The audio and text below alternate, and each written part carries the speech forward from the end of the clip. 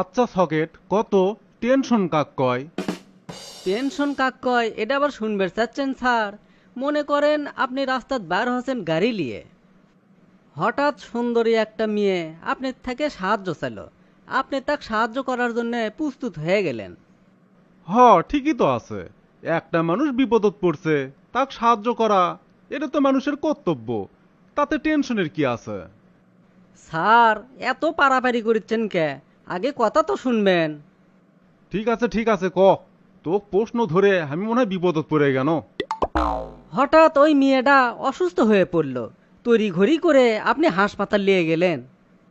কিছুক্ষণ পর আপনি ডাক্তার এসে করছে আপনি বাবা হতে চলেছেন। শুরু হলো টেনশন।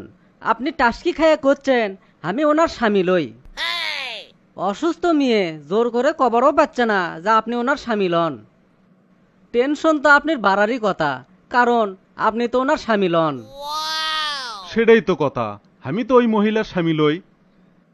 থামেন স্যার থামেন, এখনো টেনশনে কিছুই হয়নি। তারপর পুলিশ আসলো, পুলিশ আসলে আপনার মেডিকেল চেক আপ হলো। তখন ওই মেডিকেল চেক আপত রিপোর্ট আসলো আপনি কোনোদিন বাবাই হতে পারবেন না। হাই হাই, কোষ কি রে সকেট? লেও ঠেলা, টেনশন তো আরো বেড়ে গেল। আপনি হাসপাতালের মেঝেতেই শুয়ে পড়লেন। তখন আপনি রিপোর্টের কথা শুনে চিন্তা করছেন আমার ঘরত দুটো ছোল, ওই ছোলগুলো কুট থেকে এলো, ওই ছোলগুলো তাহলে কার? এটাই হলো আসল টেনশন স্যার।